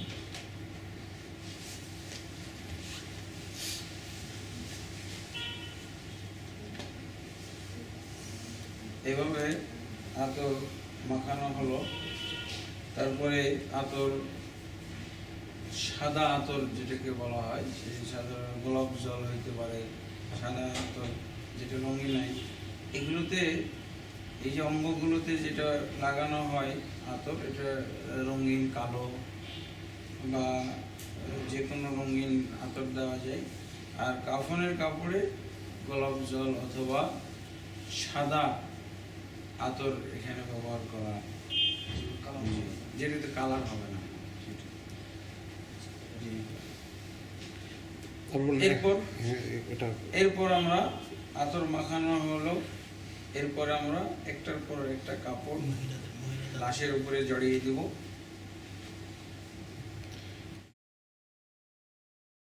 মহিলার ক্ষেত্রে সহিহ হাদিস অনুযায়ী এই 3 কাপড়ই যথেষ্ট। ঠিক যেভাবে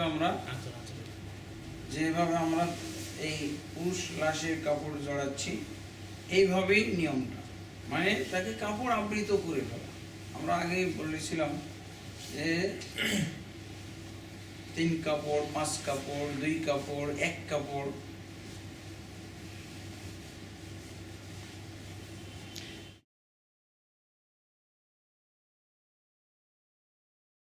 মহিলাদের ক্ষেত্রে ওই যে গোসলের সময় কর্পূর লাগানো হবে, এই কর্পূরটাই। আর সুগন্ধি যেহেতু তাদের জন্য নিষিদ্ধ, মৃত্যুর পরও নিষিদ্ধ। কর্পূরটা ওটা শুধু সুগন্ধির জন্য না, ওটা লাশের একটা লংজিভিটি সংরক্ষণের ব্যাপার আছে। যে এখন আমরা 3টা কাপড় পর্যায়ক্রমে লিপটে দিয়েছি, পরিয়ে ফেলেছি লাশের। এখন আমরা একটা পর একটা বন্ধন দিয়ে দেব। প্রথমে মাথা লিপটে দেব।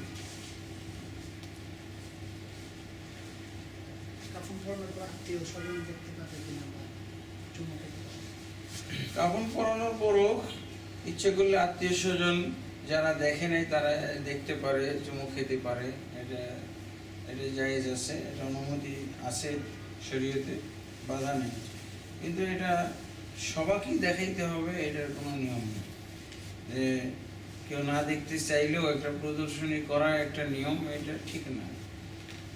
বিশেষ আত্মীয় স্বজন, বিশেষ ঘনিষ্ঠজন, তাদের উদ্দেশ্যে তারা দেখতে চাইলে দেখানো যাইতে পারে বন্ধন খুলে। জি। এরপরে লাশ এখন প্রস্তুত জানাজার জন্য। জানাজার সালাত পড়তে হয়, মসজিদে পড়া যায়, খোলা মাঠে পড়া যায়। হ্যাঁ, ইমাম জানাজাকে সামনে নিয়ে দাঁড়াবে। পুরুষের ক্ষেত্রে তার বুক বরাবর, না পুরুষের ক্ষেত্রে বুক বরাবর, মহিলার ক্ষেত্রে তার কোমর বরাবর দাঁড়াবে, মাঝামাঝি। এইটাই হলো নিয়ম।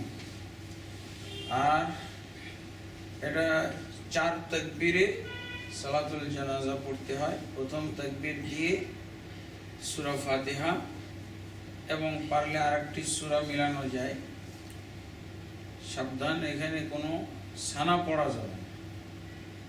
প্রথম তাকবীর দিয়ে সূরা ফাতিহা, অন্য একটি সূরা, তারপরে তাকবীর দিয়ে দুরূদ ইব্রাহিম, তারপরে তাকবীর দিয়ে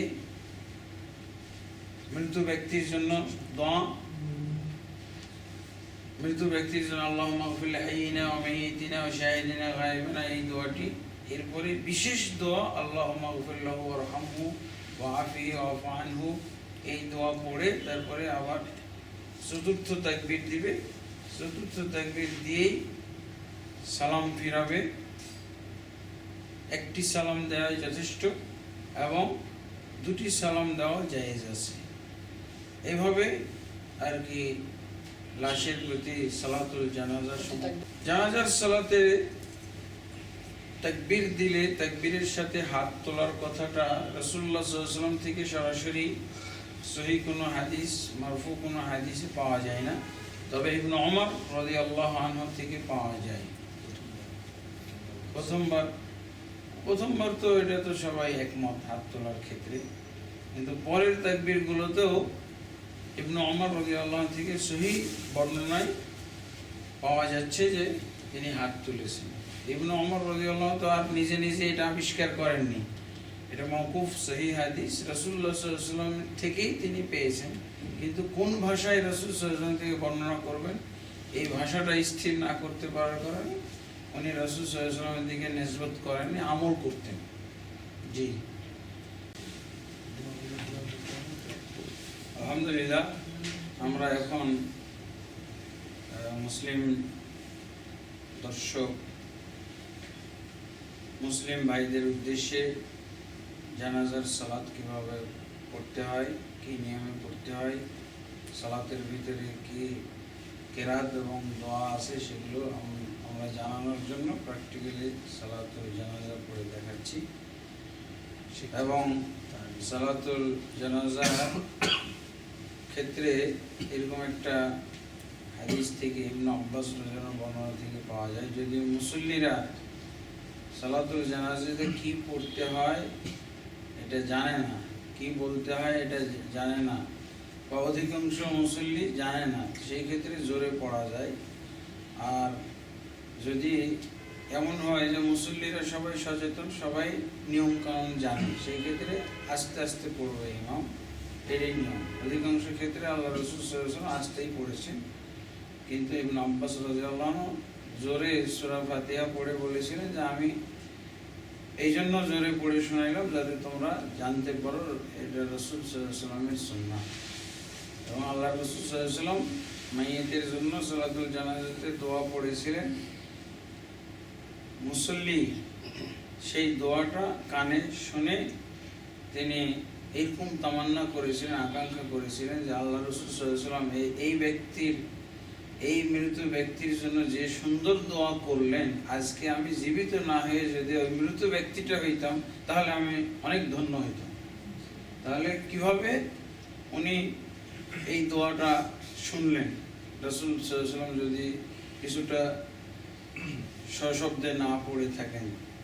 এই জন্য আমরা সকলের অবগতির জন্য এবং সকলের শিক্ষার জন্য আজকে যে নমুনা দেখাচ্ছি সালাতুল জানাজাটা আমরা জোরেই পড়ব, তাতে করে আমরা জানতে পারবো কি কি দোয়া মাইয়িত ব্যক্তির জন্য, কি কি কেরাত মাইয়িত ব্যক্তির জানাজায় পড়তে হয়। যে কাতার 3টা হওয়া উত্তম, এবং সালাতুল জানাজায় যত বেশি লোক অ্যাটেন্ড করবে তত মাইয়িত ব্যক্তির জন্য ভালো। তো আমরা এখন নমুনা দেখাচ্ছি সালাতুল জানাজা কিভাবে করতে হয়। 4 তাকবীর আমরা পড়ব, এবং 4 তাকবীরে কি পড়ব? সূরা ফাতিহা প্রথম তাকবীর, দ্বিতীয় তাকবীরে হচ্ছে দুরূদ ইব্রাহিম, বা আমরা যেটাকে আসসালাতু আলান নবী আরবিতে জানি। তারপরে হবে মাইয়িত ব্যক্তির জন্য দোয়া, এরপরে চতুর্থ তাকবীর দেওয়ার পরে পরই সালাম। মুক্তাদিরাও প্রত্যেকেই পড়বে এই দোয়াগুলো, প্রত্যেক মুক্তাদি পড়বে, যদি জানে তাহলে সবাই পড়বে, অন্যথায় ইমামের সাথে সাথে পড়বে এটা, অথবা ইমামের সাথে সাথে বিশেষভাবে সূরা ফাতিহাটা শুনবে মনোযোগ সহকারে, অথবা ইমামের পিছনে পিছনে পড়ে নিতে পারে। জি, আমরা তাহলে সালাতুল জানাজার পুরুষের ক্ষেত্রে যেহেতু হাদিসে আছে তার মাথা ও সিনা বরাবর দাঁড়াইতে হবে, এবং মহিলার ক্ষেত্রে তার মাঝামাঝি দাঁড়াইতে হবে। সেই হিসেবে আমরা পুরুষের সালাতের ক্ষেত্রে, পুরুষের জানাজার ক্ষেত্রে তার মাথা এবং সিনা বরাবর দাঁড়িয়ে সালাত করছি।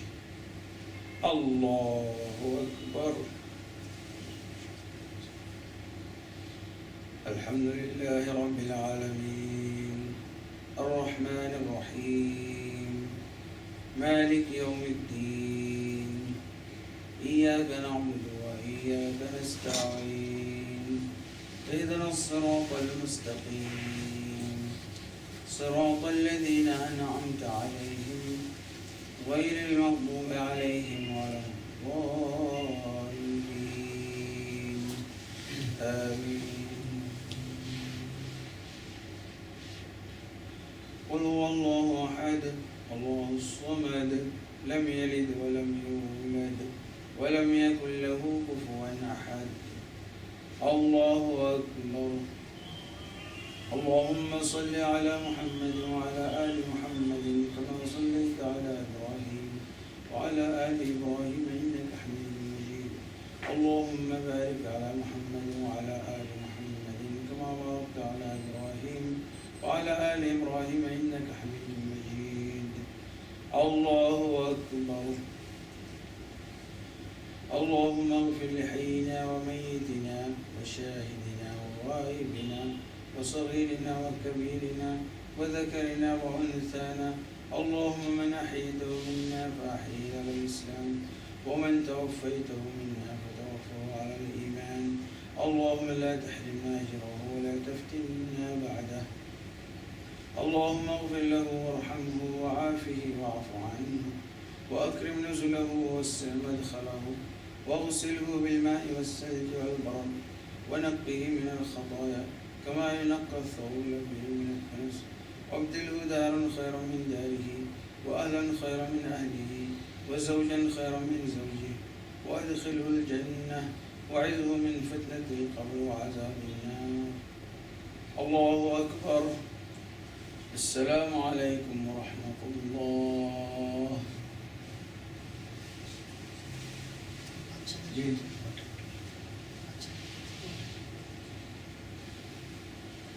বাচ্চাদের ক্ষেত্রে সালাতুল জানাজা, বাচ্চাদের ক্ষেত্রে যারা 4 মাসের শিশু যদি হয় তাদের ক্ষেত্রে জানাজা পড়া যায়। 4 মাসের শিশু মায়ের পেটে রূহ আসার পর মারা গেছে, মরা অবস্থায় ভূমিষ্ঠ হয়েছে।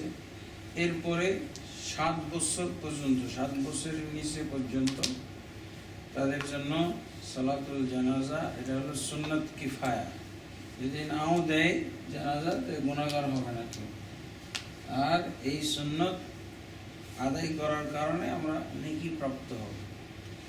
তাদের ক্ষেত্রে এই দোয়া জানাজার একই নিয়ম, শুধু ওই যে মাইয়িত ব্যক্তির জন্য যে দোয়া পড়া হয়েছে আল্লাহুম্মা গফির লাহু ওয়ারহামহু, এর পরিবর্তে আল্লাহুম্মা জাআলহু খালাফান ওয়া সালাফান ওয়া যুখরান লিওয়ালিদাইহি ফিল আখিরাহ, এই দোয়াটা করতে হয়। হে আল্লাহ, তুমি এই বাচ্চাকে তার পিতামাতার জন্য পরকালে তুমি একটা পূর্ববর্তী অগ্রণী ব্যক্তি হিসেবে গণ্য করো এবং তাদের আখিরাতের জমা, আখিরাতের পুঁজি, আখিরাতের তাদের ধন সম্পদ হিসেবে জমা রাখো।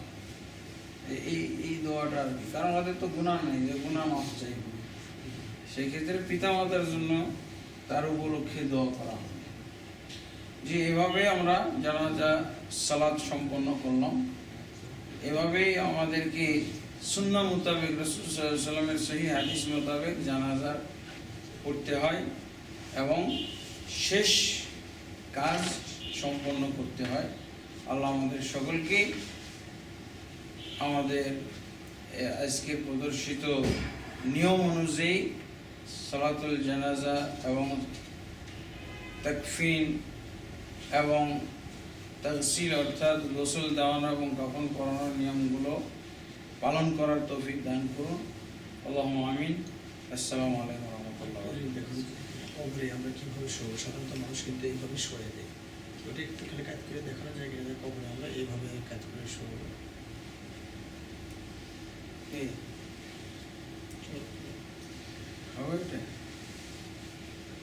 এখন আমরা কবরে কিভাবে শোয়াইতে হয় কিবলামুখী করে, ডান কাত করে, সেই জিনিসটা আমরা দেখাবো।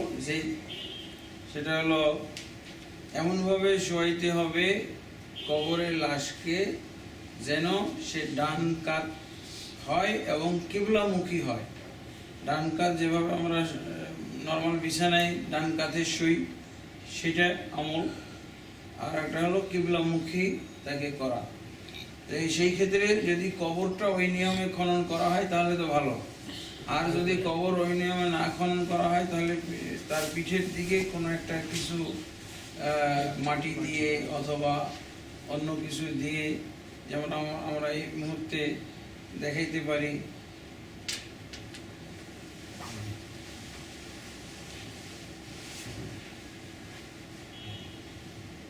এইভাবে কবরে শোয়াইতে হয়। আমরা অনেক সময় চিৎ করেই শোয়াই, তার ঘাটটাকে একটু ঘুরিয়ে দিয়ে কিবলামুখী করি, আসলে ওইটা নিয়ম না। তার পুরো শরীর কিবলামুখী থাকবে, ডান কাত। জি আলহামদুলিল্লাহ।